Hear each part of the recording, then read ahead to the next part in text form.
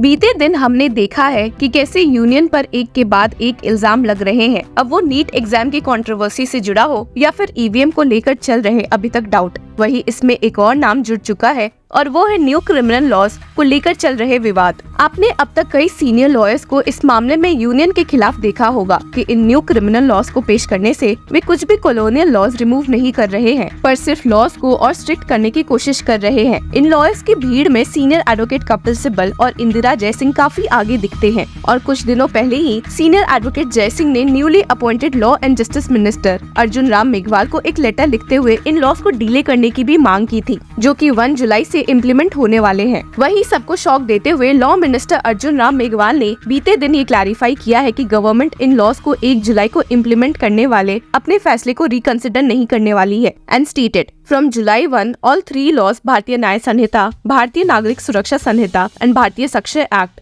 will replace Indian Penal Code, Code of Criminal Procedure and Evidence Act. Looking at the current situation, there are many innovative ideas in these 3 laws. इस बात से जहां लोगों को shock लगा है, वही सीनियर एडवोकेट इंदिरा जयसिंह ने वक्त नहीं लगाया एक आर्टिकल लिखने में, जिसमें उन्होंने सेंटर के इस एक्शन को काफी क्रिटिसाइज करने के साथ साथ इन क्रिमिनल लॉज को भी नहीं छोड़ा है। कैसे ये क्रिमिनल लॉज लोगों की लिबर्टी को हैम्पर करेंगे और कैसे यूनियन इन लॉज की मदद से सुप्रीम कोर्ट के पावर्स को अंडरमाइन करने की कोशिश कर रहे हैं, आगे देखते हैं। सीनियर एडवोकेट इंदिरा जयसिंह ने कहा कि हमारे देश में क्रिमिनल लॉज काफी इम्पोर्टेंट होते हैं, क्योंकि अगर सही से यूज ना हो तो वे किसी भी सिटीजन की लाइफ और लिबर्टी से खिलवाड़ कर सकते हैं। पर वहीं अगर इन न्यू लॉज को नहीं रोका गया, then with effect from July 1 unless stopped we will have 2 different systems of criminal justice in operation. अपने आर्टिकल में डेटा शेयर करते हुए सीनियर एडवोकेट ने इस बात पर काफी जोर दिया है कि भला जब कोर्ट्स में ऑलमोस्ट 83,000 केसेस पेंडिंग है, तो न्यू क्रिमिनल लॉज के आने के बाद से ये बैकलॉग और बढ़ जाएंगे। She stated,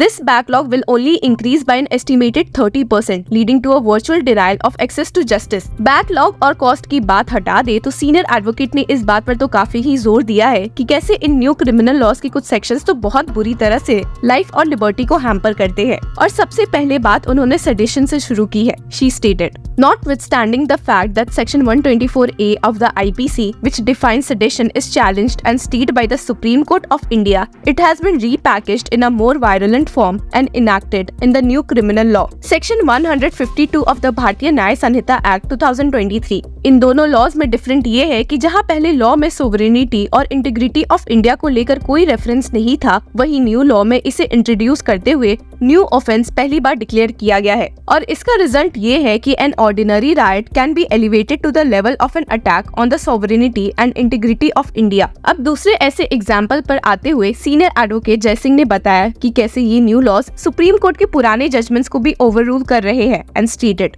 "The Supreme Court in Lalita Kumari versus Government of Uttar Pradesh 2013 held that a first information report must be lodged if a cognizable offence is disclosed. Only in certain rare cases where there is a possibility of malafide intentions of the complainant or commercial rivalry is suspected, a preliminary inquiry is conducted before lodging the FIR." पर वहीं revise CRPC यानी कि भारतीय नागरिक सुरक्षा संहिता 2023 ने ये order दिया है कि हर cognizable offence which is made punishable for 3 years और more but less than 7 years में एक प्रीलिमिनरी इंक्वायरी होगी, सेक्शन 173 सबसेक्शन 3 ऑफ BNSS। और इसी से ये साफ दिखता है scant respect for judgments of the Supreme Court and heralds an era in which the liberties protected by the court can be overridden by the legislature। इससे सबसे ज्यादा शॉकिंग बात तो ये है कि UAPA, जिसके बारे में लोगों को पता ही होगा कि एक्ट जो टेररिज्म केसेस में लगता है और कितना स्ट्रिक्ट है, उसके sections 15, 16, 17, 18, 18A, 18B, 19, 20 of the UAPA which deals with Terrorist Act, punishment for raising funds for Terrorist Act, punishment for recruiting persons for Terrorist Act, etc. have been incorporated by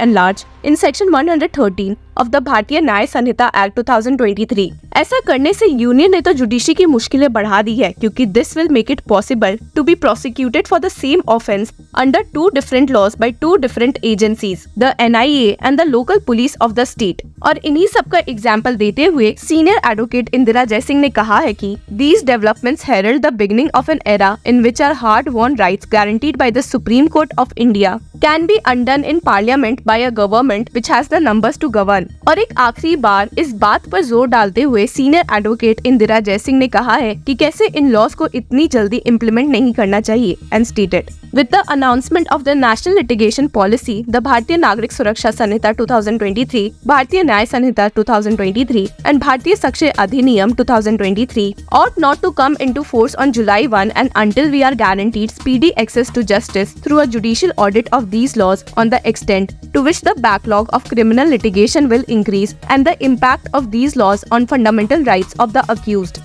अब जब यहाँ बात national litigation policy की भी उठी है तो आपको बता दें कि ये policy aimed at transforming the government into an efficient and responsible government. The policy is intended to reduce high legal cost and decrease the number of cases in which the government is a party as well as the load on the courts। हालांकि इसको लेकर भी senior advocate Indira Jaising के मन में कई सवाल थे और उन्होंने इस बारे में पूछा भी है कि will the 3 new laws reduce legal cost and save court time as intended by the national litigation policy or increase the burden of cost on the accused and the burden of backlog on the courts। सिर्फ यही नहीं बल्कि senior advocate Jaisingh ने इस बात पर भी focus किया है कि जैसे जैसे ये न्यू लॉज के नेगेटिव साइड निकलेंगे वैसे ही धीरे धीरे ये सुप्रीम कोर्ट जाएंगे और until then we will all live with a sense of uncertainty about our right to life and liberty not knowing which law governs us। उन्होंने इस बात पर भी काफी जोर दिया है कि 2 क्रिमिनल लॉज के ऑपरेशन में रहने से ऑलरेडी बर्डन जुडिशरी पर और प्रेशर बनेगा और वो भी तब जब no audit has been done of the likely impact of 3 new criminal laws